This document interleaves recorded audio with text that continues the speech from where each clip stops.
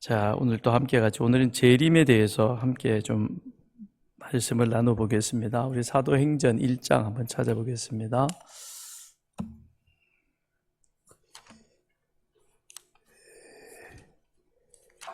사도행전 1장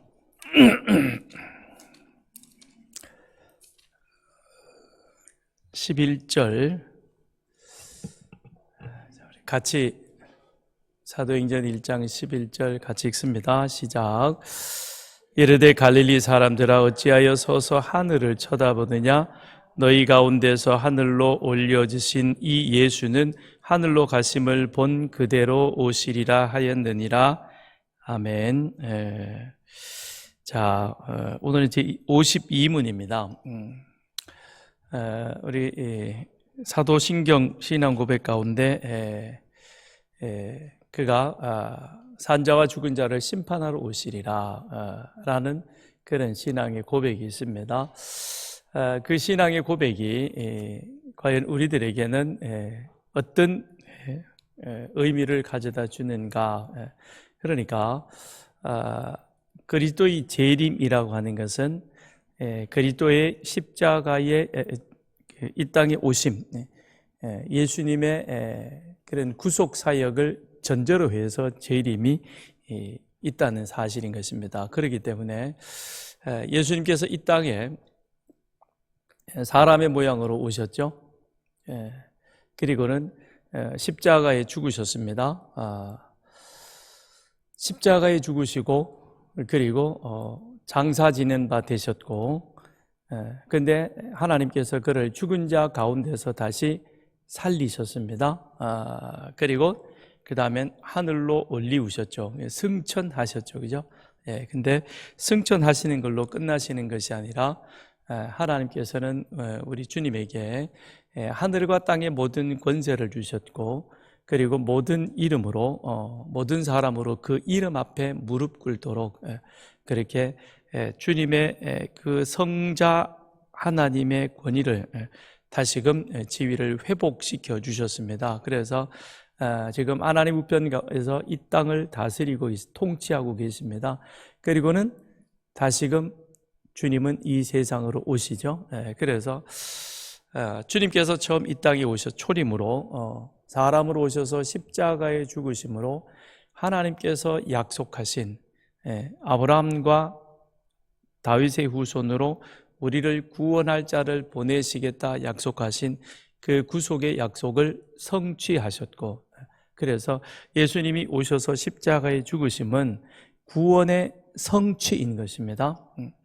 그리고 주님께서 다시금 이 세상에 재림주로 오셔서 믿는 자와 그 다음에 믿지 않는 자를 다시금 심판하심으로 말미암아 구원이 완성이 되는 것이죠. 그래서 우리가 지난 그 연합 성회 시간에도 서 목사님께서 이 말씀 가운데에서 자, 이미 구원이 이루어진, 그런데 아직 우리는 구원의 완성을 기다리는, 주님의 재림을 기다리는 자로서 이 긴장 관계 속에 살아가고 있는 우리들의 삶을 어떻게 살아야 할 것인가, 구원의 은혜를 입은 자로서 어떻게 살아야 하느냐, 그게 수요일 저녁 시간에 함께 말씀으로 나누어 주셨고, 또 우리는 그 은혜를 다 받았습니다. 그래서 아직 잘 모르겠다 하시는 분은 제가 확인을 하니까 제1감리교회 그 홈페이지 들어가면 연합성회에 그 마지막 시간 내용들이 있습니다. 한번 다시 들어보시기 바랍니다. 다시 들어보시고 다시 한번 마음에 잘 새기시고, 그건 주님께서 이 땅은 재림하신다는 이 재림 신앙을 가지고 있다면 구원받은 자로서 어떻게 그 구원이 성취되어 갈 거냐, 완성으로 나갈 것이냐, 즉 성화의 삶을 우리는 살아가는 것이죠. 그렇기 때문에 이 그리스도의 재림이라고 하는 것은 예수의 구속으로 시작되어진 하나님의 이 구속 사역에 이것이 지금 종말론적으로 결국은 재림에 가서 완성이 된다는 것입니다. 그렇기 때문에 우리는 구원받은 자로서 그 삶의 모습이 또한 이 땅 가운데 참 중요하다는 겁니다. 너희는 세상의 소금이요 빛이라 그랬습니다. 그건 주님께서 구원받은 자로서 우리가 세상에서 어떤 모습의 삶을 살아야 할 것인가 하는 것에 대한 것을 분명하게 우리에게 정의해 주고 있는 것이죠. 그런데 우리는 세상에서 내가 소금이다, 내가 빛이다 라고 하는 그 사실은 잊어버리고, 그리고 구원받았으니까 나는 이제 천국 간다, 천국 백성이다 라는 거에만 우리는 그것만 인식하고 있는 겁니다. 그러면 천국 백성이면 백성답게 살아온, 백성다운 삶을 살아야 되는데 이 다움의 삶을 살아가는 이게 오늘 우리들에게는 많이 부족하죠. 어떤 경우에는 실종되어져 있는 사람도 있습니다.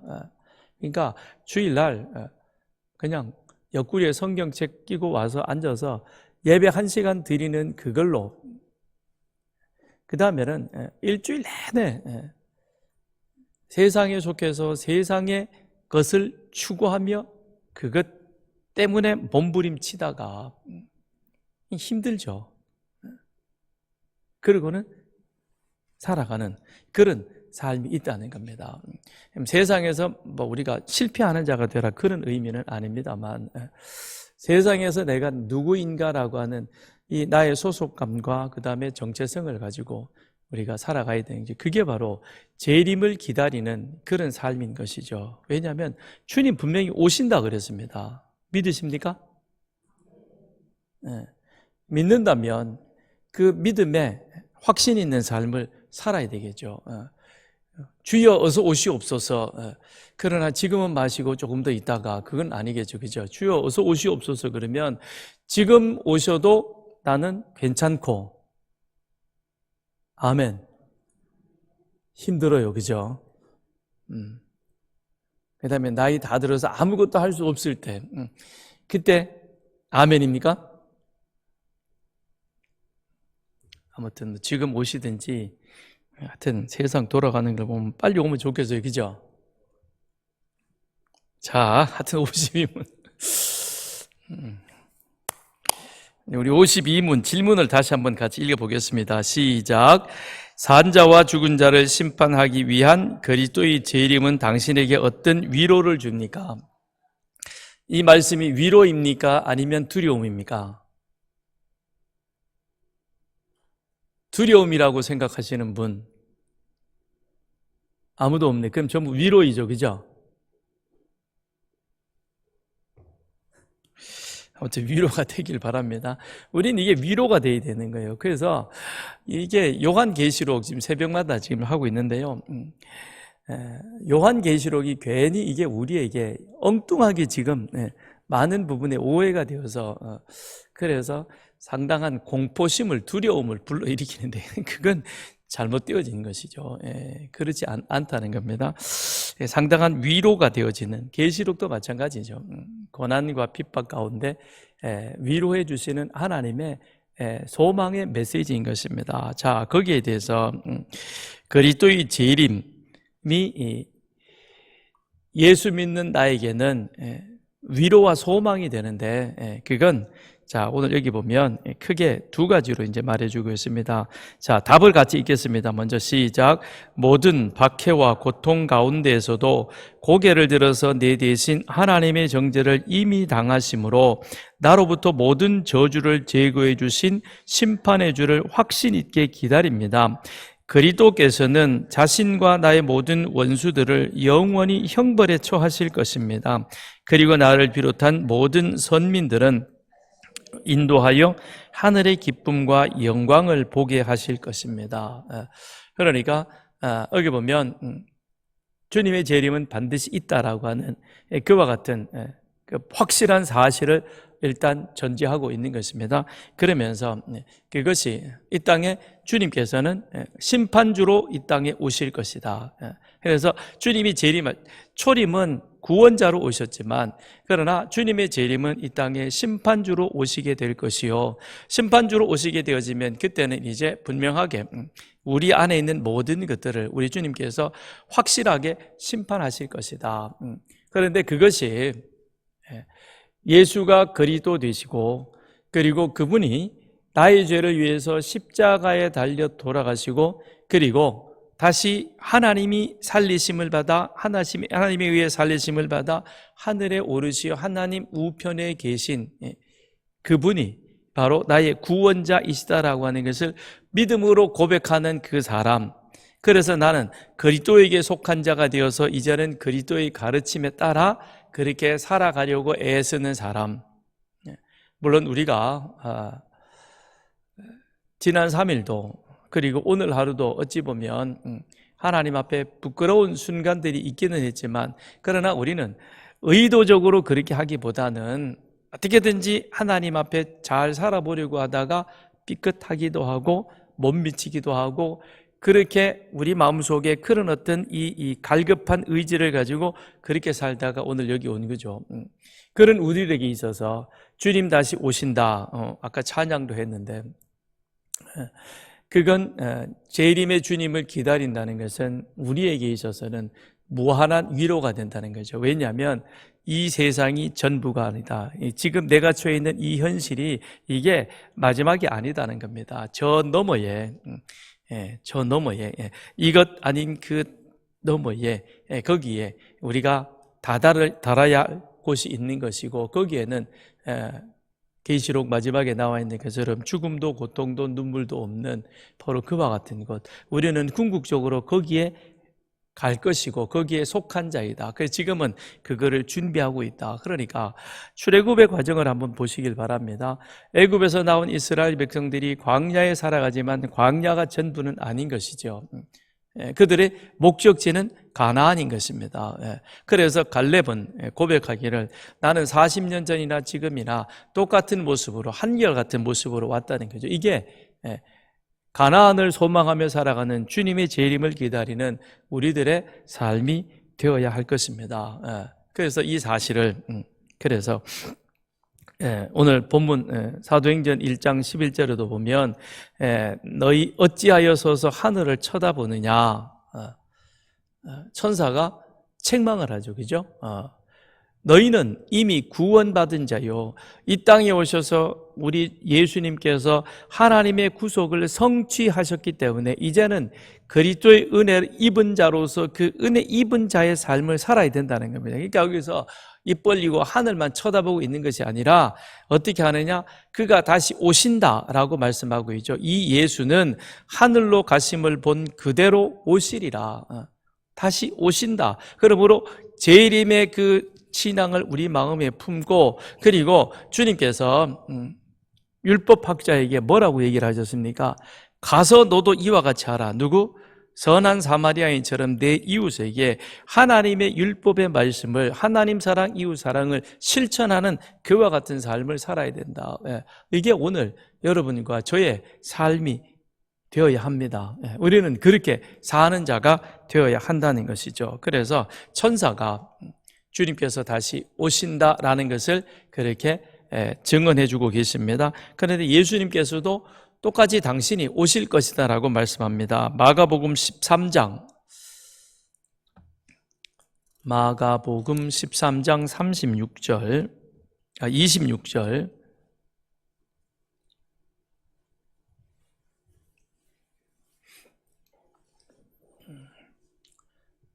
마가복음 13장 26절 시작. 그때에 인자가 구름을 타고 큰 권능과 영광으로 오는 것을 사람들이 보리라. 사람들이 보리라. 어떻게? 영광과 능력, 권능으로 이 땅 가운데 다시 오실 것을 보신다는 겁니다. 그러니까 주님께서 이 땅에 오실 때는 조용하게 오셨습니다. 그죠?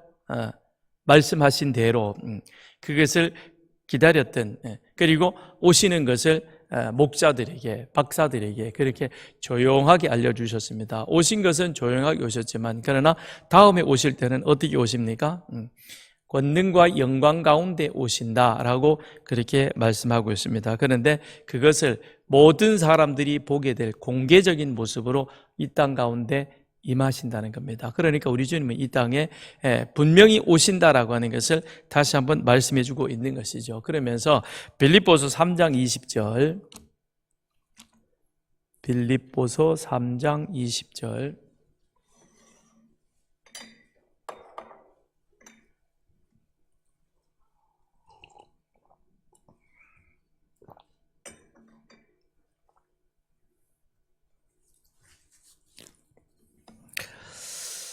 시작. 그러나 우리의 시민권은 하늘에 있는지라 거기로부터 구원하는 자 곧 주 예수 그리스도를 기다리노니. 우리 그리스도인의 최종 소망이 무엇이다? 바울은 뭐라고 말하고 있죠? 주님의 재림에 있다는 겁니다. 재림의 주님을 기다리는 이것이 우리 그리스도인의 궁극적인 소망이라는 것이죠. 주님이 다시 오시든 아니면 내가 주님 앞에 가든 이 둘 중에 하나가 우리 그리스도인에게 있어서 최종 소망입니다. 소망이라는 것입니다. 그래서 신약 성경에 보면 이 재림에 관련되어진 단어들이 많이 나오는데요. 그 중에 가장 대표적인 것이 파루시아, 그 다음에 또 아포칼립시스, 계시를 의미하는 그런 단어, 그 다음에 에피파네아, 이런 헬라어 단어들이 있습니다. 그 가운데 주님의 재림, 강림, 그리스도의 오심, 번역은 각각 다르게 그 문맥에 따라 되어 있는데, 그런데 공통적으로 사용되어졌던 그 단어는 다름 아닌 파루시아입니다. 파루시아라는 이 헬라어 단어는 어디에 사용하는가 하면 황제라든지 아니면 대단히 지체 높은 사람, 그 사람의 방문을 의미할 때 파루시아라고 하는 그 단어를 사용한다는 것입니다. 그래서 마태복음 24장 3절에 보면 예수께서 감람산 위에 앉으셨을 때에 제자들이 조용히 와서 이르되 우리에게 이르소서 어느 때에 이런 일이 있겠사오며 또 주의 임하심과 세상 끝에는 무슨 징조가 있사오리까. 그런데 제자들이 예수님께 묻는 것이죠. 주님 임하실 때, 재림하실 때 이때 임하심이 이게 뭐냐? 파루시아였다는 것이죠. 그러니까 주님이 하나님이 보낸 하나님과 같은 그 사람이 이 세상을 심판하러 오신다라는 것이죠. 그러니까 이들이 그 사실을 주님의 재림에 대하여 확신을 가지고 했는지 안 했는지는 아직은 이 지금 상황 속에서는 약간 왔다 갔다 하긴 하지만, 그러나 분명한 것은 무엇이냐면 주님께서 이 땅에 재림주로 오신다라는 이 사실에 대해서는 알고 있는 거예요. 그래서 그냥 단어로 쓰는 것이 아니라 파루시아, 로마 황제가 예를 들어서 갈릴리를 방문한다 그러면 파루시아라는 단어를 쓰는 거죠. 그런데 모든 권세를 가지신 그 주님이 이 땅 가운데 다시금 재림하신다면 그는 이 세상의 주권자의 통치자이시기에, 그러기에 파루시아라고 하는 그 단어를 사용함으로써 주님의 재림은 확실한 사건이다. 그건 명백한 것이다. 주님이 이 세상에 초림으로 마리아에게 성령으로 잉태하여서 사람의 모습으로 이 땅에 오신 것이 확실하지요. 그렇죠? 확실하죠? 이게 안 믿어지면 재림도 없는 거예요.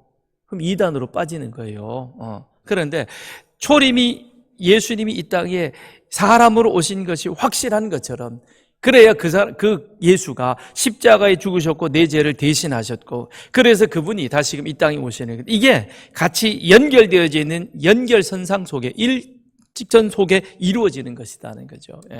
뚝뚝 떨어져서 별개의 사건이 아니라 오셔서 나를 구원해 주셨기 때문에, 그래서 이제는 그리스도의 나라로 애굽에서 구원받았기 때문에 가나안으로 가는 그 과정 속에서 우리는 훈련받고 있는 이 과정이요, 그때 우리 주님께서 오신다는 겁니다. 그래서 바울도 동일한 단어를 씁니다. 고린도전서 15장에 보면 그러나 각각 자기 차례대로 되리니 먼저는 첫 열매인 그리스도요 다음에는 그가 강림하실 때에, 예수님이 죽음에서 부활하셨고 부활하신 그 주님께서 하늘로 올리우셨다가 그가 다시 이 땅 가운데 강림, 다시 오신다는 겁니다. 파루시아. 그러니까 번역은 주의 임하심, 그 다음에 강림, 이렇게 번역을 우리 한글 성경은 해놓았습니다만, 그러나 이 단어는 다 무엇이냐? 파루시아. 파루시아를 그렇게 헬라어로 사용함으로 말미암아 주님이 재림은 확실한 사건이다라는 겁니다. 우리의 그냥 막연한 바람 가운데 희망사항이 아니라 소망인 것이죠. 소망인데, 소망이라는 것은 기한은 특정할 수는 없습니다. 그러나 반드시 이루어지는 사건이라는 것이죠. 희망사항, 변진섭이가 불렀죠, 그죠?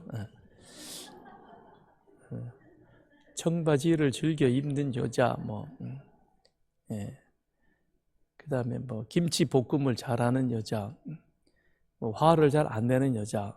세상에 그런 여자가 있나요? 없죠. 희망사항이죠, 그죠? 저랑 사는 사람은 소망이에요. 자, 보면 그래요. 세상에 화를 안 내는 여자는 없어요. 그 다음에 모든 걸 다 잘할 수 있는 거 없죠. 그냥 희망사항이죠. 그거는 되면 좋고 안 돼도 그냥 희망사항이니까 끝나는 거예요. 그러나 소망이라는 것은 반드시 이루어지는 겁니다. 그런데 그 이루어지는 시기나 그 방법에 대해서는 내가 정하는 것도 아닙니다. 그건 하나님이 정하는 것이죠. 그래서 소망과 인내는 어떤 면에서 비슷한 점이 많습니다. 인내가 뭐였어요? 인내. 분명히 세 가지를 나누죠. 첫째, 뭐를 믿으며? 하나님 약속의 말씀을 믿으며. 두 번째,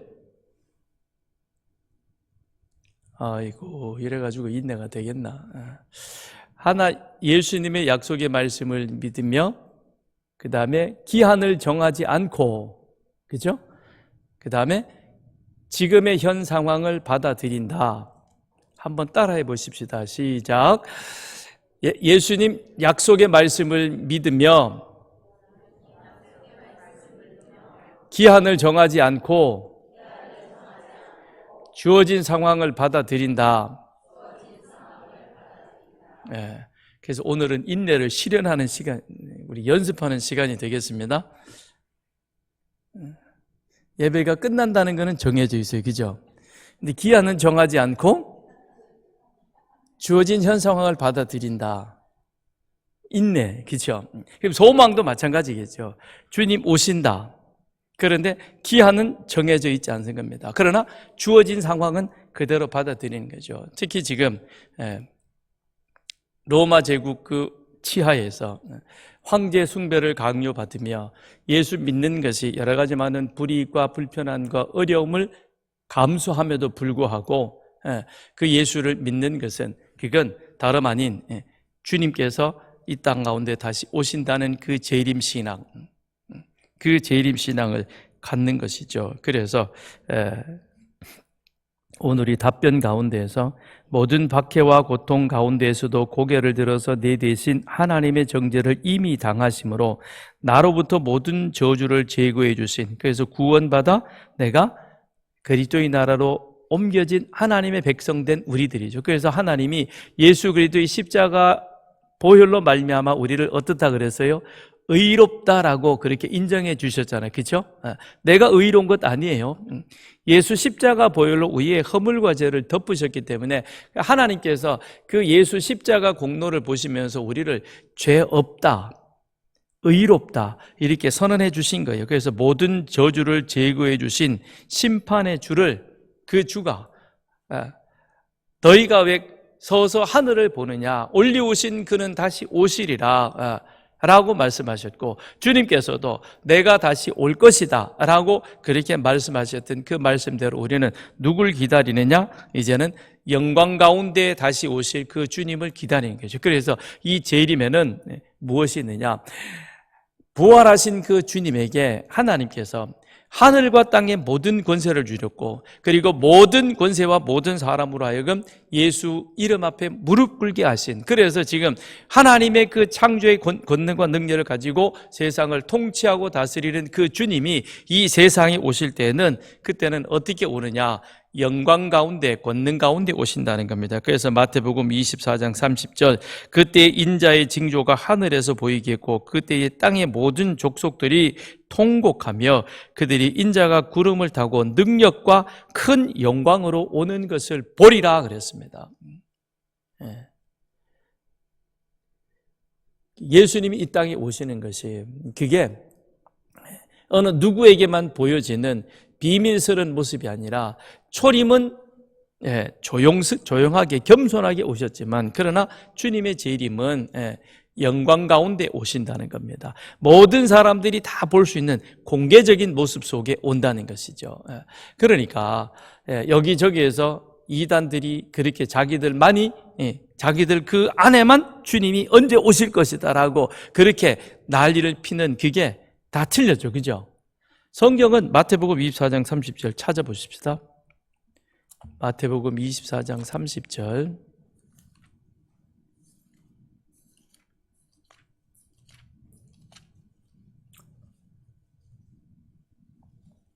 거기다가 그렇게 표시를 해놔요. 시작. 그때에 인자의 징조가 하늘에서 보이겠고 그때에 땅의 모든 족속들이 통곡하며 그들이 인자가 구름을 타고 능력과 큰 영광으로 오는 것을 보리라.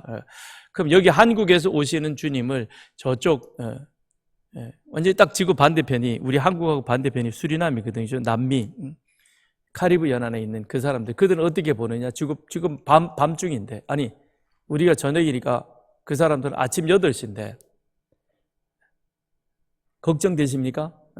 그 예수님이 걱정하지 말라고 요즘 인터넷 이런 걸 다 발달시켜줬죠. 그죠? 지금이라도 여러분 유튜브 틀면 이스라엘이 이란 공격하는 장면이 막 나오죠. 그죠? 난리가 났어 지금. 참 기도해야 될 바로 이런 때인 것입니다. 그러니까 어떻게 오시기에 모든 사람이 다 보지, 그건 걱정하지 마시고요. 그건 하나님의 방법으로 하실 일이고, 우리는 뭐 하면 돼요? 깨어 기도하는 거죠. 깨어 기도하라 그랬으니까 우리는 깨어서 내가 그리스도의 그 가르침에 따라 살아가고 있는 그 그리스도인의 사명에 충실한 삶을 사는 것이죠. 이게 우리에게 있어서 중요하다. 계시록 1장 7절에도 볼지어다 그가 구름을 타고 오시리라. 각 사람의 눈이 그를 보겠고 그랬습니다. 구름 타고 올라가셨는데 천사가 말하기를 너희들이 본 그대로 다시 오신다. 그래서 계시록에도 보면 요한이 뭐라고 고백하고 있습니까? 그는 구름 타고 이 땅 가운데 임하실 것이요, 그걸 각 사람이 보게 될 것이다 라는 겁니다. 그러니까 믿는 사람도 보고 믿지 않는 사람도 보고 모든 사람이 다 보는 겁니다. 주님 오실 때, 그때 주님 오실 그때에 만일 내가 죽지 않고 살아있다면, 그렇다면 우리는 주님 앞에 이 살아있는, 육신이 살아있는 모습으로 가서 주님 앞에서 우리의 살아온 그 삶의 행위대로 심판받을 것입니다. 그렇죠? 각 사람의 행위대로 그랬습니다. 이게 무서운 거예요. 그러니까 우리는 이거를 갖다가 쑥 빼버리고 예수 믿고 천당, 이것만 갖다 놓는 거예요. 근데 그 중간에 뭐가 있냐? 각 사람의 행위대로 심판하니라. 그 행위라는 것은 교회 생활, 세상 생활, 가정 생활, 모든 삶이 다 그 속에 다 포함되어져 있는 겁니다. 그러나 이미 죽었어요. 예수님이 오실 그때 이미 죽었어요. 그러면 죽은 자들을 하나님께서 다시금 살리셔서 그 육신 가운데 그들을 심판하신다는 겁니다. 그래서 영생으로 영벌로 그걸 가르게 되는 것이죠. 그렇게 되어진다라는 겁니다. 그래서 주님은 이 땅 가운데 다시금 오신다. 오셔야만 예수님이 십자가에서 이루신 구속 사역이 완성이 되어져 가는 겁니다. 그렇기 때문에 우리는 다시 한번 오늘 이 시간 주님의 재림에 대해서 진지해야 합니다. 주님의 재림에 대해서 진지해야 된다는 것은 내 삶에 대해서 우리는 다시 되돌아봐야 된다는 것이죠. 내 삶. 그래서 오늘 하루의 삶, 지나온 삶, 만일 그게 많이 부족하다면 지금 이 순간부터라도 우리는 참 결심을 하고 결단을 하고 진지하게 주님 앞에 서야 할 그 순간 내 행위를 보신다 그러셨는데 그 앞에서 우리가 부끄럽지 않는 모습으로 우리는 살아가야 되겠다. 그러니까 우리가 가끔 우스갯소리로 그런 얘기를 했어요. 전 희한하게 사는 사람 보면서 우리는 그런 말 하잖아요. 귀신은 뭐 하길래 저 인간 안 잡아가냐고. 그런데 걱정 안 해도 돼요. 주님 다시 오셔서 각 사람의 행위대로 그 사람의 모든 것을 다 심판하시는 거예요. 그러니까 그렇게 살다가 죽어서요. 그렇다고 세상이 끝나는 게 아니라는 것이죠. 그게 끝이 아니라 주님 오셔가지고 그때는 천사들까지도, 타락한 천사들까지도 우리 주님께서 일일이 다 심판하시고 그 앞에서는 산 자나 죽은 자나 모두가 다 그가 살아왔던 그 삶의 행위대로 심판을 받는다는 거죠. 그러니까 아주 그냥 고약하게 사는 그 사람을 보면서 이렇게 마음에 그냥 막 이래가지고 그냥 흥분해가지고 집어 던져서 비싼 텔레비전 깨지 말고 흥분을 가라앉히시고 그 다음에 참 너 안 됐구나. 나는 참 말씀대로 잘 살아야 되겠다. 그래서 니나 잘하세요. 그죠? 우리는 그래야 되는 거예요. 그 사람은 분명히 하나님이 심판하는 게 마지막에 심판이 있다는 사실. 우리는 이걸 늘 기억하고 살아야 되는 겁니다. 그렇다고 해서 거기에 쫄려 사는 게 아니라 내가 하나님 앞에 서야 될 때 그때 나는 바울이 고백했던 것처럼 달려갈 길을 마치고 그건 나에게 주어진 삶에 대해서 내가 성실했다는 겁니다. 항상 100점이 아니어도 괜찮아요. 그러나 그렇게 되어지기 위해서 그런 마음을 가지고 달려가는 겁니다. 그러니까 성실인 것이죠. 성실이라는 그 말은 누가 보든지 보지 않든지 자기 일에 대해서 최선을 다하는 거죠. 우리에게 주어진 삶. 저는 목사이기 때문에 목사로서 최선을 다하는 거예요. 여러분들이 듣든지 아니든지 그건 여러분의 자유입니다. 저는 최선을 다해서 열심히 준비해서 설교하는 겁니다. 그리고 열심히 여러분들을 가르쳐서 바른 길로 가도록 만드는 것이죠. 돕는 것이죠. 가고 안 가고는 그건 여러분의 책임이 되는 것이죠. 우리는 우리 각자 있는 그 자리에서 하나님께서 그 역할을 다 주셨다는 겁니다. 그 역할을 우리는 그 사명을 감당하는 것이죠. 그래서 그 주님이 오신다는 그 사실을 우리는 어떻게 하느냐? 확신 있게 기다립니다. 그랬습니다. 확신 있게 기다린다는 것은 오늘의 삶을 내가 책임 있게 살아간다는 그 의미가 되는 것이죠. 빈둥거리지 않고 살아가는 것이죠. 그 삶 속에는 성실이라는 이 단어가 반드시 들어가야 됩니다. 우리 그리스도인은 성실해야 됩니다. 왜 그러냐? 하나님을 늘 의식하는 거죠. 사람을 의식할 필요가 없이, 물론 사람도 우리가 관계 속에 살아가기 때문에 그렇지만 정말 중요한 것은 예수님이시다. 하나님은 우리에게 답안지를 주셔서요, 그리스도의 가르침이라고 하는 이 답안지를 주시고 너희가 이대로 실천하며 살아라, 그런 거예요. 그러니까 우리는 종말도 압니다. 그리고 그 종말에 하나님께서 어떻게 심판하실지에 대한 것도 알고 있어요. 해답을 가지고 있죠. 그렇죠? 여러분, 성경 공부하고 시험 보는데 시험지 답안지까지 다 가르쳐 줬는데도 그것 가지고 못 쳐요 그러면 그거는 안 하겠다는 얘기지 뭐. 그렇잖아, 그죠? 그건 아니라 우리는 그 결과를, 종말을 알기에 종말에 대한 심판을 하나님께서 어떻게 하실 것인가 하는 것도 알고 있다는 거죠. 그걸 우리가 바벨론에 70년 포로로 잡혀간 사람들 한번 보십시오. 이들이 처음에 가서는 어떻게 했어요? 불퉁거렸죠, 그죠? 왜 우리가 여기 와야 되냐? 우리가 잘못한 게 뭐가 있는데, 우리 조상들이 잘못했지. 그러고는 그냥 막 불퉁불퉁거리고는 제대로 안 살았어요. 그리고는 엉뚱한 얘기만 붙들고 그렇게만 곧 돌아간다 그러고는 포로로 붙잡혀 와가지고는 얻어 터지고 있으면서도 그러고 산 겁니다. 그랬더니 하나님이 예레미야를 통해서 야, 쟤들 아직도 얻어맞고도 정신 못 차리네. 그러니까 너 편지 보내라. 그래가지고 그게 아니다. 우리는 70년이 차야만 돌아간다라는 겁니다. 그런데도 정신을 못 차리고 있다가 예루살렘이 무너지고 함락되어지는 모습을 보면서 그때 가서야 에스겔을 찾아와서 그럼 우리 어떻게 해야 되는데 그러잖아요, 그죠? 그랬더니 예레미야가 한 말대로 해라. 그래서 여기서 밭을 가꾸고 나무를 심고 그리고 시집 장가 가고 너희 자녀들도 그렇게 보내고 그렇게 해서 우리 여기서 열심히 살아야 된다.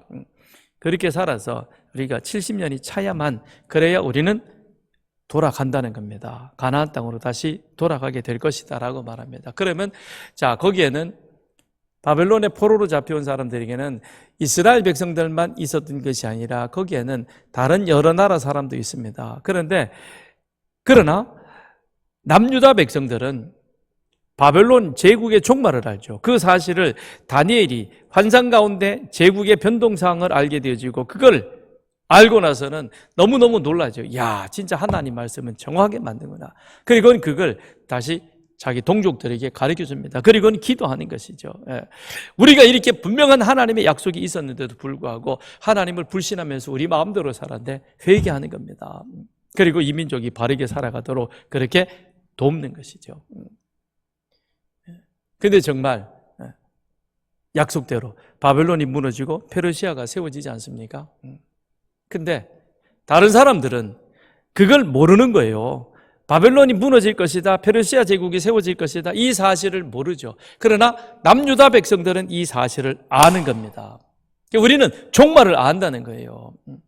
종말이 되어지고 종말 때는 각 사람의 행위대로 심판한다는 그 사실이 성경에 분명히 기록되어 있고 이 성경이 하나님의 말씀이요, 하나님은 살아계신 분이요, 살아계신 하나님께서 그 말씀을 오른도 실천에 옮기시고 계시는데, 그런데 그 하나님을 우습게 여기는 모습이 우리에게는 있는 거예요. 우리의 신앙생활이 그렇다는 겁니다. 신앙생활은 그냥 식은밥 먹듯이 하고 세상 일에 바빠가지고 그 세상에서 몰두해가지고 하나님을 우습게 하찮게 대한 경우가 우리가 얼마나 많았습니까? 깨어 있어야 되는 거예요. 그게 바로 각 사람의 행위대로 심판받는 겁니다. 우리가 정신을 바짝 차리고 신앙생활 해야 하는 것이죠. 그냥 기다려서만은 안 되는 것이죠. 하나님이 예레미야에게 너희가 그 나라의 평안을 구하면서 그 나라 안에서 다시금 하나님의 제사장 나라 백성으로 다시금 새롭게 세워지기 위해서 너희가 노력해야 된다. 오늘 우리가 그렇게 빚어져 가야 되는 거예요. 그래서 그 가르침에 따라서 살아가야 되는 겁니다. 그러기에 배우는 일에, 기도하는 일에 우리가 온 힘을 다 내야 되는 거예요. 그냥 뭐 어차피 그냥 나는 죽으면 천국 가는데 뭐. 그 자기 기준이지. 자기가 심판주의지. 근데 성경은 분명히 뭐라고 말씀하십니까? 하나님께서 그리스도를 이 땅 가운데 심판주로 보내시겠다라고 그렇게 말씀하고 있습니다. 그래서 마가복음 13장 37절에 깨어 있으라. 내가 너에게 하는 이 말은 모든 사람에게 하는 말이니라. 깨어 있으라. 제자들에게도 그리고 오고 오는 이 세대 하나님의 살아계신 하나님의 말씀이 성경이요, 그 성경 말씀이 우리가 삶의 기준이다라고 그렇게 믿고 신앙생활하는 그들을 향하여 주님은 말씀하는 거예요. 그러니 깨어있으라. 깨어있으라. 그러니 우리가 기도생활, 예배생활, 그리고 이 세상 가운데서 그리스도인으로 소금으로 빛으로서의 살아가는 그 삶에 우리가 열심을 내어야 하는 것이죠. 그래서 주님은 이 땅에 오셔서 모든 자를 심판하십니다. 사도행전 17장 31절에 이는 정하신 사람으로 하여금 천하를 공의로 심판하나를 작정하시고 이에 그를 죽은 자 가운데서 다시 살리신 것으로 모든 사람에게 믿을 만한 증거를 주셨습니다. 왜 하나님이 예수님을 통해서 심판하시느냐라고 그렇게 이 일을 제기하는 그 사람들에게 바울이 누가가 지금 뭐라고 얘기를 하고 있냐면, 야, 하나님이 17장 31절에 하나님이 우리에 대한 심판의 기준으로 그 아들 예수를 이 세상에 보내주셨고 그가 우리 모두의 죄를 위해서 십자가에 죽으셔서, 그리고 하나님이 그를 다시 살리셔서, 그래서 누구든지 십자가에 죽으시고 다시 살아나신 이 예수를 믿는 자, 그는 구원을 받으리라 라고 말씀하셨고, 구원을 받는다라고 하는 그 말씀의 의미는 바로 무엇이냐면, 하나님께서 심판하실 때 그 심판의 기준이 누가 되느냐? 예수가 된다는 겁니다. 이건 공정하다는 거예요. 이건 모든 사람에게 다 주셨다는 겁니다. 그래서 그를 죽은 자 가운데 다시 살리신 것으로 모든 사람에게 믿을 만한 증거를 주셔서, 그래서 천하를 공의로 심판하시겠다라고 말씀하는 거예요. 하나님의 심판이 어느 쪽에 치우치지 않는 것이죠. 우리나라는 그렇잖아요, 그죠? 정권 눈치 봐가면서 법도 이쪽으로 가고 저쪽으로 가고 그 웃기더라고요. 그 제가 우리 동기 목사님 그 교회 부지 이게 개발하는 그 가운데서 했는데, 변호사를 샀는데 근데 처음에는 이 변호사가 별로 배경이 없는 변호사였나 봐요. 그러니까 판사가 듣지도 않더래요. 그 다음에는 변호비를 좀 많이 주고 그래도 좀 이름 있는 변호사를 샀대요. 그랬더니 변호하니까 판사가 듣는 척 하더래요. 근데 결국 결론은 어디로 갔느냐? 지 마음대로 가더래요. 법은 분명인데, 그 웃기는 판결이, 이 땅은 교회가 주인인데, 그런데 그 권리를 저 사람한테 주었으니까, 그러니까 너희는 권리가 없다. 이게 무슨 판결인지, 하여튼 묘한 판결을 그렇게 내려놓는 거예요. 그건 세상이 그러는 거예요. 그죠? 그러나 하나님은 그렇지 않다는 겁니다. 공의로 심판하신다. 그런데 공의의 심판은 어떻게 되느냐? 억울하다고 천만에 모든 사람이 다 알 수 있도록 예수를 이 땅 가운데 보내셨고, 그가 죄 없으신 그가, 죄는 반드시 피로 치러야 되고 생명으로 대가를 치러야 되는데, 그런데 내 아들 예수가 죄 없는 사람으로 이 땅 가운데 오셔서 그리하여 그가 모든 사람의 죄를 단번에 해결해 주셨다. 그러므로 누구든지 예수를 믿으면 그 사람이 노예이든 포로든 상관치 않는다는 겁니다. 믿으면 구원받는 것이다. 그러나 아무리 많이 배웠고 부자고 권력 있는 자라도 예수를 믿지 아니하면, 그건 바로 무엇이냐면, 하나님이 내놓으신 그 기준 속에 그 기준을 충족시키면, 그러면 구원받는 것이다. 그걸 마지막에 하나님이 심판하신다는 겁니다. 이미 그걸 하나님께서 우리에게 증거로 주셨다는 것입니다.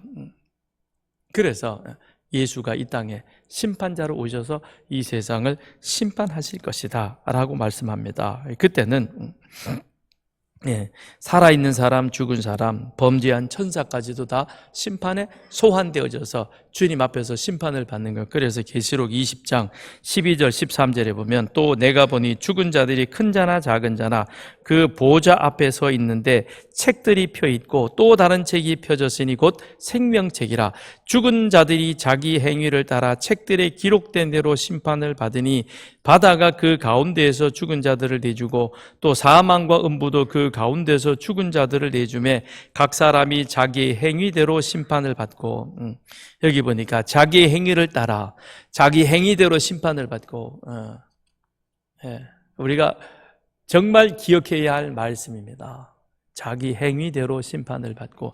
그럼 여기에서 바다가 그 가운데 죽은 자들, 고대 사람들에게는 바다는 죽음과 미제의 영역이다. 이제 그렇잖아요. 항해 중에 아니면 어떤 사고로 죽은 사람은 실종이라 그러죠. 그죠?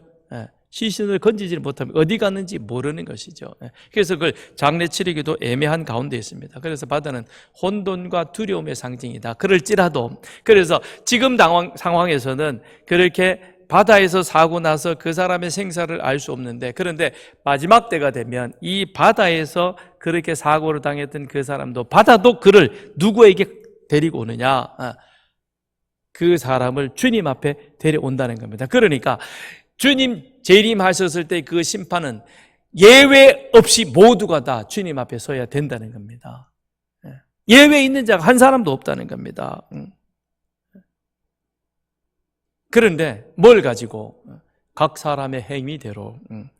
죽은 자들이 자기 행위를 따라, 그 다음에 각 사람이 자기 행위로 심판을 받고, 그렇게 받는 거죠. 그래서 믿는 자들과 불신자들, 크게 보면 그렇게 크게 나누어지겠죠. 그 가운데 또 우리 믿는 자들도 주님 앞에서 어떤 심판과 상급을 받을지 우리가 긴장하며 신앙생활을 해야 할 것입니다. 그런데 그 심판은 매우 공정하다는 것입니다. 왜 그러느냐? 사도행전에 있는 말씀처럼 하나님께서 각 사람의 마음을 아시고 심판의 기준으로 이미 예수 그리스도를 주셨기에, 그러기에 예수님이 달리신 그 십자가는 하나님의 공의와 하나님의 사랑을 동시에 충족하는 것이죠.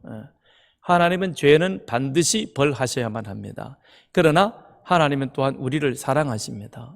그래서 하나님의 공의와 하나님의 사랑, 이 두 가지가 십자가에서 예수가 우리 죄를 대신하여 죽으시고 다시 살아남으로 말미암아 하나님의 공의와 사랑이 십자가, 예수님의 죽음과 부활을 통해서 충족되었고, 그래서 이제는 우리 하나님께서는 누구에게든지 자신 있게 십자가의 예수, 복음, 그것으로 세상을 심판하시겠다라고 말씀하십니다. 그런데 우리는 예수가 그리스도 되시며 그가 우리의 구원자라고 하는 사실을 우리는 믿음으로 고백했습니다. 그 다음 주님이 오시는 재림의 그 시간까지 우리는 이제 우리의 신앙을 그리스도의 그 가르침에 따라 훈련하며 실천하며 살아가는 이 긴장 관계 안에 살아가고 있는 겁니다. 오늘 또 우리는 그 시간을 살아가는 거예요. 그러므로 우리는 다 어떤 삶이 되느냐?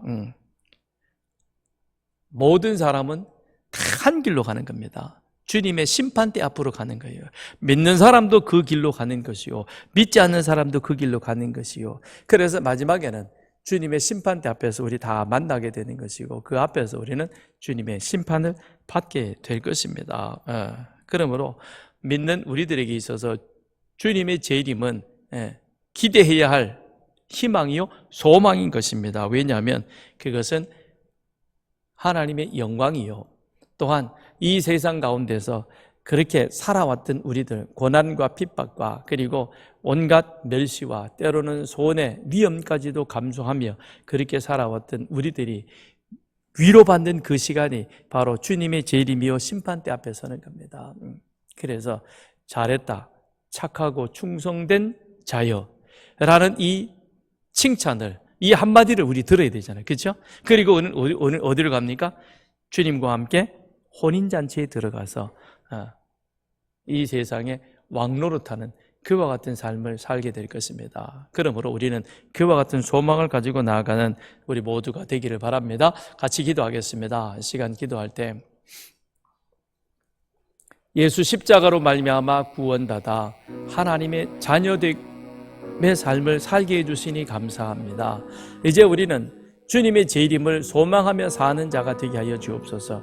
재림의 주님 앞에서 우리 각 사람의 행위대로 주님께서 심판하실 때, 그때 잘했다, 착하고 충성된 종이라는 그런 칭찬받는 우리 모두가 되게 하여 주옵소서. 그래서 날마다 깨어 내가 세상의 소금이요 빛이라는 그와 같은 그리스도인의 본분을 기억하며 살게 하여 주옵소서. 같이 기도하겠습니다.